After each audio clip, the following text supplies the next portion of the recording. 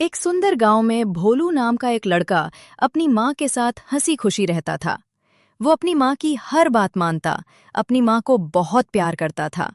भोलू की माँ घरों में काम करके और बर्तन मांजकर घर का किसी तरह गुजारा करती थी और भोलू पढ़ाती लिखाती थी। एक दिन भोलू की माँ काम कर रही थी और घर जाकर उसे पता नहीं क्या हुआ, वो चारपाई पर लेट गई और बीमार पड़ गई।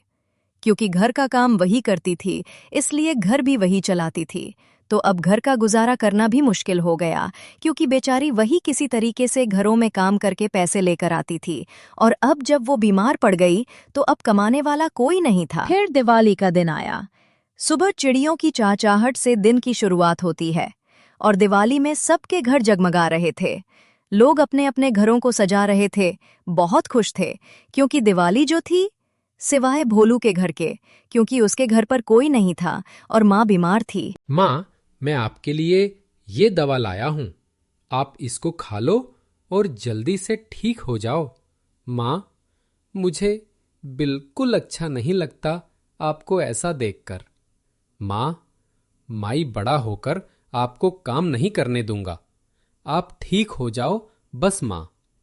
बेटा, आज दिवाली है, मुझे माफ कर दो। इस बार मैं तुम्हारे लिए कुछ नहीं कर पाई। ना तुम्हारे लिए कोई कपड़ा ला पाई, ना शजाने के लिए कोई घर की चीज ला पाई। उसके लिए मुझे माफ कर दो बेटा। मैं जल्दी से ठीक हो जाऊंगी। फिर तुम्हारा बहुत ध्यान रखूंगी और तुम्हारी हर ख्वाहिश को भला पूरा कर सोचने लगता दूंगी। है कि कैसे उसकी माँ बीमार है और वो उसकी मदद कर सकता है। वो यही सोचते हुए अपने घर से बाहर निकलता है और पहुंच जाता है एक हवेली के सामने, जिसमें से किसी बच्ची की आवाज आ रही थी। वो सोच रहा था, इतनी बड़ी हवेली में कौन रहता होगा। अरे चाचा, ये हवेली में से किसकी आवाज आ रही है? और ये कितनी सुंदर हवेली है। यहाँ पर कौन रहता है? कितने बड़े लोग होंगे ना चाचा। और यहाँ इतना ज्यादा सन्नाटा कैसे है चाचा? यहाँ पर कोई रहता भी है या नहीं? आज तो दिवाली है, फिर भी इतना सन्नाटा कैसे है? क्या बताएं बेटा, इस घर के मालिक हमेशा अपने गांव में ही रहते हैं और पता नहीं क्या क्या करते रहते हैं। और यह उनकी बेटी राधा अकेले घर में ऐसे ही उदास रहती है। इसको तो घर से बाहर निकालने के लिए मन्ना किया गया है। इसको घर से बाहर भी नहीं निकलने देते हैं बेचारी। दिन भर ऐसे ही चिल्लाती रहती है। फिर भोलू बिना कुछ सोचे समझे उसे हवेली के अंदर जाता है, लेकिन उसको बहुत डर लग रहा होता है। फिर उसके सामने एक चुड़ैल आ जाती है और उसे पूछने लगती है कि वह यहाँ क्या कर रहा है और क्यों आया है यहाँ। किसी की हिम्मत नहीं होती है आने की, और तू कैसे आ गया? लड़के, तुझे पता नहीं है मैं कौन हूँ? तू मेरी हवेली में कैसे घुस आया? मैं तुझे खा जाऊंगी। चुड़ैल आंटी, मुझे माफ करना। मैं तो बस छोटी बच्ची जो रो रही थी और चिल्ला रही थी, उसी को देखने आया था। बाकी मैं नहीं जानता हूँ। तुझे मेरी बेटी की फिक्र करने की जरूरत नहीं है। मैं उसकी माँ हूँ, समझा? मैं उसका ध्यान रख लूंगी।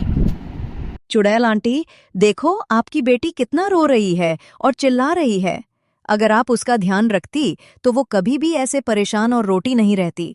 और आप कहते हैं आप उसकी माँ हैं, आप कैसे अपने बच्चों को ऐसे रोने देती हैं? भोलू की बात सुनकर चुड़ैल एकदम चुप हो जाती है। भोलू उसको अपनी बातों में उलझाया रहता है और उसे हंसी खुशी की बातें करता रहता है। ये सब दूर खड़ी उसकी बेटी देख रही होती है और वहीं से अचानक से रोते हुए हंसने लगती है। अरे तुम कौन हो और इतनी अच्छी बातें कैसे कर रहे हो? मैं तो आज तक इतनी अच्छी बातें करते हुए किसी को नहीं सुना। तो मेरे साथ खेलोगे? मेरे पास बहुत खिलौने हैं, मैं तुम्हें अपने सारे खिलौने दे दूंगी। क्या तुम मेरे साथ खेलोगे? बोलो भी उसके पास चला जाता है। दूर खड़ी उसकी माँ ये सब देख रही होती है। वो पहली बार अपनी बेटी को इतना खुश दिखती है तो वो बहुत खुश होती है। मेरे पापा ने बाहर जाने से मना किया है, इसलिए तुम रोज आकर मेरे घर पर मेरे साथ खेल लिया करना। मुझे बहुत अच्छा लगेगा। मेरा कोई दोस्त भी नहीं है, क्योंकि मैं बाहर कहीं जा ही नहीं पाती। मेरे घर में एक आंटी है जो मेरा ध्यान रखती है और मेरे सारे काम वही आंटी करती है। अगर मेरे पापा ने देख लिया कि मैं बाहर खेलने जा रही हूँ तो मुझ पर बहुत गुस्सा करेंगे। आज तो दिवाली है, तुम तो बहुत खुश हो गए क्योंकि तुम्हें तो बाहर जाने को मिलेगा और खेलने को मिलेगा। अरे नहीं नहीं, मुझे बाहर खेलने को नहीं मिलेगा क्योंकि मेरी माँ बीमार है और मेरे घर में पैसे नहीं हैं जिससे मैं इतने आराम से दिवाली मना सकूं। लेकिन कोई बात नहीं, हम अगली बार मना लेंगे कि मेरी माँ जब सही हो जाएगी। और तुम्हारी माँ कहाँ है? तुम्हारी माँ यहाँ कहीं दिख नहीं रही। यही सब बातें करते हुए दोनों एक दूसरे के साथ खेलते हैं और फिर बोनो अपने घर के लिए निकल जाता है। जैसे ही बोलू अपने घर के लिए निकलता है, वो बच्ची फिर से उदास होकर अंदर चली जाती है। ये सब दूर खड़ी उसकी माँ देख रही होती है। उसे बच्ची को लगता है कि उसके पास इतनी ढेर सारी पटाखे हैं, वो इन पटाखों का क्या करेगी पापा? तो लेट से ही आएंगे तो क्या मतलब हुआ दिवाली उसकी?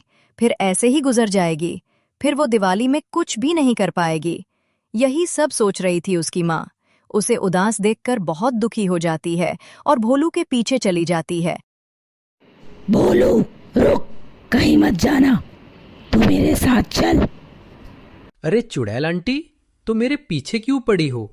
मुझे मेरे घर जाने दो। वहां मेरी माँ बीमार है और मेरा इंतजार कर रही है। भले ही हमारे पास पटाखे नहीं हैं, लेकिन मैं अपने माँ के साथ अच्छे से रहूंगा तो हमारी दिवाली भी अच्छी रहेगी और हम जैसे भी हैं खुश हैं। और मैं आपकी बेटी को कोई नुकसान नहीं पहुंचा। मैं सिर्फ आपकी बेटी, हम दोनों खेल बस रहे थे। हाँ, मुझे पता है कि मेरी बेटी तेरे साथ बहुत खुश थी, इसीलिए मैं चाहती हूँ कि तू मेरी बेटी के साथ रहे, समझा? नहीं नहीं चुड़ैल आंटी, मैं ऐसा नहीं कर सकता हूँ। मेरी माँ बीमार है और मेरी माँ अकेली है। मैं अपनी माँ के ही साथ रहूंगा, मैं किसी और के घर में नहीं रहूंगा, ठीक? तुम्हारी माँ को मार दूंगी और तुझे भी मार दूंगी। अगर तू मेरे साथ नहीं चलेगा तो मैं तुम दोनों को मार दूंगी। ठीक है, आप जैसा कहो कि मैं वैसा करूंगा, पर प्लीज आप मेरी माँ को मत मारना। मैं चलता हूं आपके साथ। भोलू जैसे ही हवेली पहुंचता है, वो लड़की उसे देखकर खुश हो जाती है। अरे भोलू, तुम वापस आ गए। ये तो बहुत अच्छी बात है। तुम मेरे साथ अब दिवाली मनाओगे? तब भोलू कहता है कि हाँ, मैंने सोचा कि तुम अकेली हो, इसलिए मैं तुम्हारे साथ दिवाली मनाने आ गया। वो लड़की खुशी से झूम उठती है और बहुत खुश हो जाती है और फिर दोनों खेलने लगते हैं। खेलते खेलते भोलू उस लड़की को अपने घर का सारा हाल बताता है और कहता है कि उसकी माँ घर पर अकेली है और घर पर उसका इंतजार कर रही है।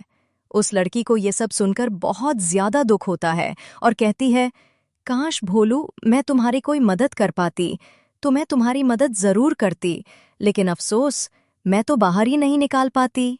उन दोनों की ये बातें चल रही थी, वैसे ही उस लड़की के पिताजी आ गए और वो भोलू पर बहुत ज्यादा चिल्लाने लगे कि वो यहाँ कब और कैसे आया। सुनीता, ये लड़का कैसे आया और क्यों आया है? तुम इतनी लापरवाही कैसे कर सकती हो? किसी भी अनजान लड़के को मेरी बेटी के साथ खेलने दे रही हो। मैं तुम्हें काम पर किस लिए लगाया है? मैं तुम्हारी सारी तनख्वाह बंद कर दूंगा, तुम्हें अपने घर से नौकरी से निकाल दूंगा। नहीं नहीं साहब, मैं नहीं जानती हूँ कि ये कैसे आ गया है। साहब, मेरी कोई गलती नहीं है साहब, मुझे नौकरी से मत निकालना। उन सब की बातें सुनकर वो बच्ची बोल पड़ती है और कहती है, पापा इसको मत डांटना, ये मेरे साथ खेलने आया है। आंटी को तो कुछ भी नहीं पता है, ये तो चुपचाप मेरे साथ खेलने आया। ये सब देखकर चुड़ैल को बहुत ज़्यादा गुस्सा आ जाता है और वो कहती है, बस तुम्हें पता भी नहीं है तुम्हारी बेटी को क्या क्या दिक्कतें हैं।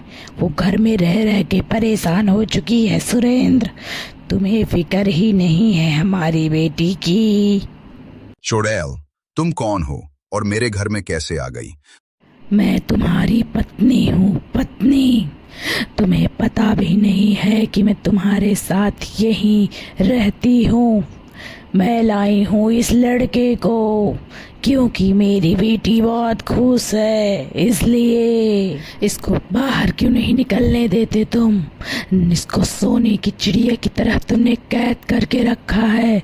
उसका भी मन करता है कि वो बाहर जाए और दोस्त बनाए।